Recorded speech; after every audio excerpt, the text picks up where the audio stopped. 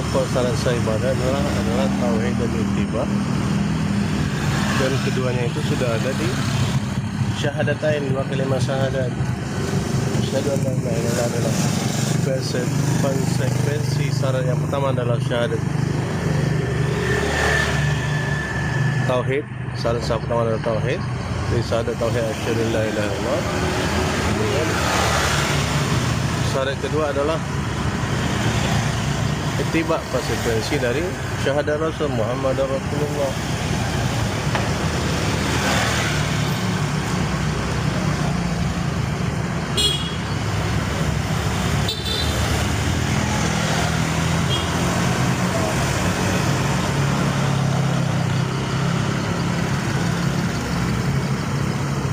Ibadah tanpa tauhid adalah syirik. Itu menghapuskan seluruh amalan. Lain asyrokta la yabatulna amalaka. Apabila kamu berbuat syirik, maka batallah seluruh amalanmu. Apabila kamu berbuat syirik, maka hapuslah seluruh amalanmu. Lain asyrokta la yabatulna amalaka. Sudah Az-Zumar ayat 65. Lain asyrokta la yabatulna amalaka. Apabila kamu berbuat syirik, maka hapuslah seluruh amalmu.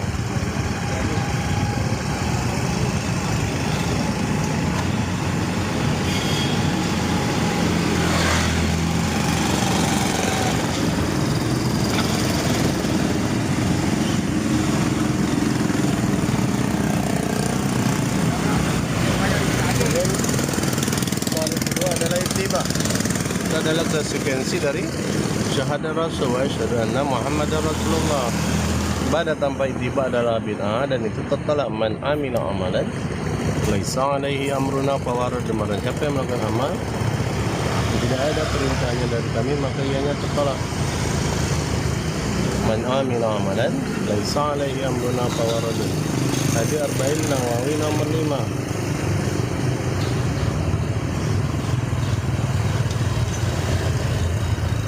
Ini tauhid dan ittiba, dua pokok syarat sah ibadah, dan itu sudah ada di syahadatain wa kalimat syahadat. Jadi kalau kita betul-betul mengaplikasikan syahadat kita, syahadatain tadi dengan benar, maka kita harus bertauhid dan berittiba sebelum berilmu, beriman, beramal, dan berdakwah. Sehingga amal kita bisa makbul, baik itu ilmu, iman, amal, dan dakwah. Karena ilmu, iman, amal, dan dakwah yang jatuh kepada kesyirikan itu akan membatalkan ilmu, iman, amal, dan dakwah tersebut. Dan apabila kemudian berittiba sebelum berilmu, beriman, beramal, dan berdakwah, apabila kita jatuh kepada kebid'ahan, maka akan membatalkan ilmu, amal, iman, ilmu, amal, dan dakwah. Jadi tidak cukup hanya dengan berarti bid'ah itu tidak hanya pada ibadah, juga ada dalam dakwah. Kan dakwah adalah bagian daripada ibadah. Jadi orang yang mendakwahkan, berdakwah tanpa akidah dan manhaj, tanpa akidah tauhid dan manhaj ittiba, berarti ibadahnya batal. Karena tauhid dan ittiba tadi masuk kepada dua pokok syarat sah tadi. Saat dia tidak mendakwahkan tauhid terlebih dahulu sebagai asasnya dakwah, dan tidak mendakwahkan manhaj sebagai manhajnya, tidak mendakwahkan ittiba sebagai manhajnya, berarti dakwahnya batal, tertolak. Man amila amalan laisa alaihi amruna fawarad. Barang siapa yang telah melakukan amal yang tidak ada perintahnya dari kami, tertolak. Ini termasuk dakwah. Dakwah adalah masuk ibadah. Malah dakwah ini lebih besar resikonya apabila tanpa tauhid dan ittiba, dia akan bisa menyesatkan, sesat dan menyesatkan. Kalau orang hanya beramal secara pribadi, dia akan jatuh kepada pribadi, kesyirikan pribadi, kebid'ahan pribadi. Kalau dakwah berarti dia telah mendakwakan kesyirikan, mendakwakan kebid'ahan. Konsekuensinya lebih besar. Makanya bid'ah itu, syirik itu tidak hanya dalam ibadah, ada syirik dalam dakwah. Syirik itu, bid'ah itu tidak hanya dalam ibadah, ada bid'ah dalam dakwah. Makanya tauhid dan ittiba sebelum berilmu, karena ilmu yang jatuh kepada kesyirikan akan membawa kepada pemahamannya akidah yang syirik. Ilmu yang membawa kepada kebid'ahan, berarti tentu ia akan beramal berkaitan dengan bid'ah. ilmu iman, beriman dengan keimanan. Apabila ia keimanannya jatuh kepada syirik, ia jatuh kepada kesyirikan. Amal yang jatuh kepada kesyirikan dan kebidahan, ya tetap tertolak juga. Begitu juga dakwah yang tidak dimulai dengan tauhid dan ittibah, maka dakwahnya batal. Kenapa? Karena mengerjakan cabang dengan meninggalkan pokok, maka cabang tadi akan menjadi batal, karena cabang itu bersambung kepada pokok. Di saat cabang tidak bersambung kepada pokok, berarti itu cabang yang kering, cabang yang mati, tidak bersambung kepada asas akarnya, dan pohonnya. Akarnya adalah asasnya adalah tauhid, dan pohonnya adalah ittiba tadi dan amal soleh sebagai buahnya. Jadi kembali lagi, jadi tidak hanya ilmu, iman, amal, dan dakwah pun masuk kepada bagian man amila amalan laisa alaihi amruna fawarad. Siapa yang melakukan amal termasuk dakwah, jadi pada siapa yang berdakwah yang tidak ada perintahnya, maksudnya mereka tidak memulai dengan dakwahnya para anbiya, yaitu asas dakwah para nabi itu adalah ubudiyah, tauhid uluhiyah, mentauhidkan Allah. Ubudullaha wajibani butaghut. Disebutkan dalam surah An-Nahl ayat 36. Walaqad ba'atsna fi kulli ummatin rasulan an ya'budullaha wajtanibu at-taghut. Sungguh kami telah mengutus pada tiap-tiap umat. Walaqad ba'atsna fi kulli ummatin rasulan, rasul an ya'budullaha wajtanibu at-taghut. Yaitu an ubudullaha, itu untuk menyerukan ubudullaha wajtanibu at-taghut. Di asas dakwahnya para nabi adalah ubudiyah, mentauhidkan Allah dalam uluhiyah sebagai inti daripada tauhid. Baru masuk kepada tauhid lainnya seperti tauhid rububiyah dan tauhid asma wa sifat. Ini kata tauhid rububiyah belum memasukkan orang kepada Islam, karena kadar rububiyah itu secara fitrah manusia yang masih suci, mereka akan mengakui Allah sebagai Rabb, sebagai pencipta, pengatur, pemerintah. Tapi untuk ubudiyah mereka masih menyembah kepada selain Allah. Tauhid uluhiyah mereka masih menyembah kepada, mereka jatuh kepada syirik uluhiyah, menyembah kepada selain Allah, berdoa kepada selain Allah, beristighfar kepada selain Allah, beristighosah kepada selain Allah, bertawasul dengan tawasul yang tidak syar'i, yaitu berdoa kepada orang, tawasul kepada orang mati, termasuk pada syirik uluhiyah. Makanya kembali lagi, bertauhid dan berittiba sebelum berilmu, beriman, beramal, dan berdakwah. Al ilmu qabla al qawli wal amal wal iman wad dakwah. Berarti ilmu sebelum berkata, beramal, beriman, dan berdakwah. Ilmu apa lebih dulu? Ilmu tauhid, karena itulah asasnya dakwahnya para nabi. Ubudullaha wajtanibut taghut.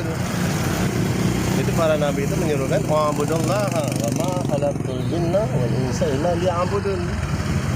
Dia menyembah, mengabdi kepada Allah dengan tauhid uluhiyah sebagai intinya. Maka kalimat la ilaha illallah itu yang dinafikan adalah syirik uluhiyah, dan diisbatkan kepada tauhid uluhiyah sebagai inti daripada tauhid. Maka lafaz la ilaha illallah dengan kata ilah, sesembahan, bukan kata rabb. Tidak disebutkan dengan kata rabb, tapi la ilaha, tidak ada sembahan bihaqqin yang disembah dengan benar illallah, kecuali Allah. Berarti sembahan selain Allah adalah batil, seperti dalam surat Luqman ayat 30.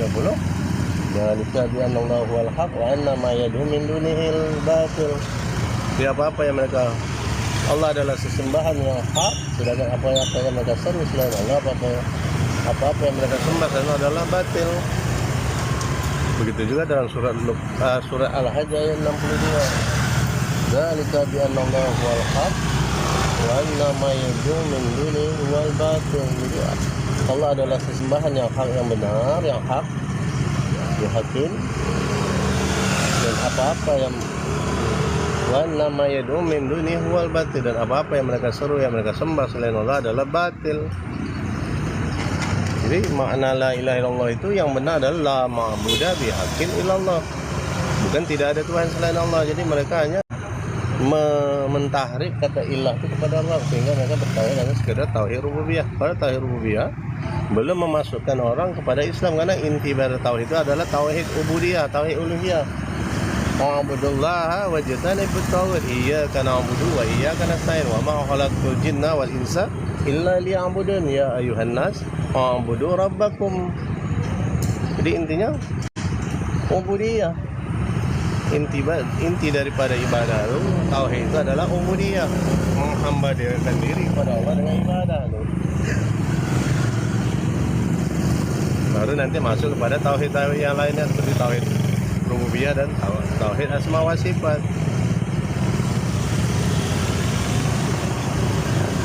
Jadi kalimat syahadat yang dinafikan adalah syirik uluhiyah, karena itulah inti kesyirikan.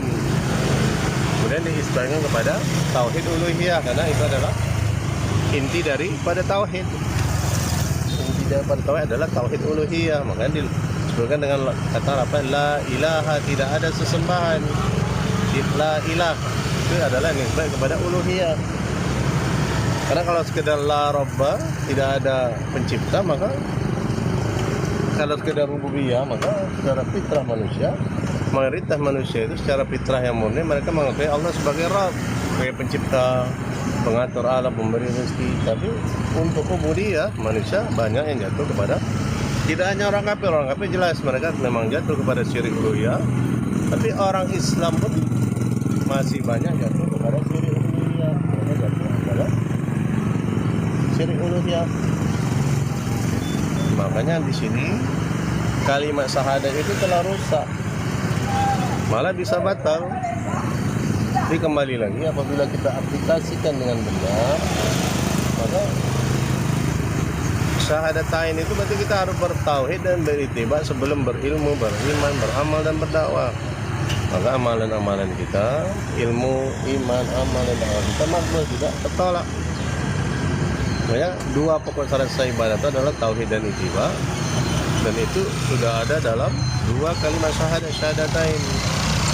Jadi syarat pertama adalah tauhid, untuk konsekuensi dari syahadat tauhid yaitu asyhadu an la ilaha illallah, dan syarat yang kedua adalah itiba, itu konsekuensi dari syahadat Rasul wa asyhadu anna Muhammadar Rasulullah. Jadi saat kita telah mengikrarkan untuk menjadikan Nabi Muhammad untuk sebagai Rasulullah utusan Allah, berarti kita harus beritiba kepada Rasulullah dalam beragama, dalam beribadah. Seperti disebutkan dalam surah Ali Imran ayat 31, Qul, katakanlah hai Muhammad, in kuntum tuhibbunallah, kalau kalian benar-benar mencintai Allah, fattabi'uni, maka itibalah kepadaku. Yuhibbukumullah, maka Allah akan mencintai kalian.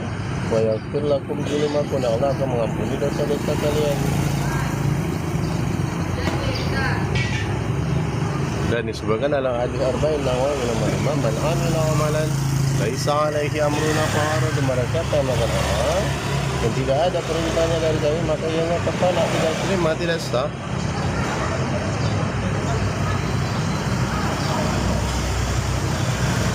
Jadi kembali lagi, dua pokok syarat sah ibadah itu adalah tauhid dan itiba, dan keduanya sudah ada dalam syahadatain. Jadi syarat pertama adalah tauhid, yaitu pada syahadat tauhid asyhadu an la ilaha illallah. Syarat kedua adalah itiba pada syahadat Rasul Muhammad wa asyhadu anna Muhammadar Rasulullah.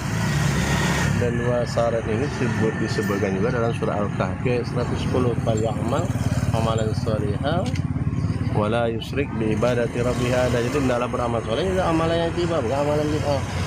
Dan jangan berbuat syirik kepada Allah dengan satu makhluk pun, kepada makhluk. Jadi hanya menyembah kepada Allah, hanya mengubudiyahkan Allah dalam beribadah.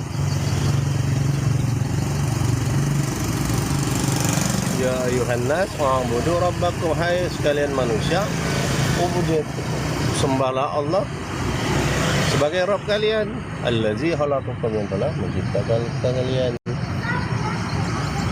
Ini dalam surah Al-Baqarah ayat 21 itu, dua tauhid itu digabung menjadi satu. Ya ayuhan nas, hai sekalian manusia, ubudu, itu tauhid ubudiyah, tauhid rabbakum itu adalah tauhid rububiyah. Disembahlah Allah, ubudiyahlah Allah, tauhidkan Allah, uluhiyahkan Allah, rabbakum sebagai Rabb kalian. Jadi uluhiyah dan rububiyah itu bersatu dalam satu ayat Al-Baqarah ayat 21.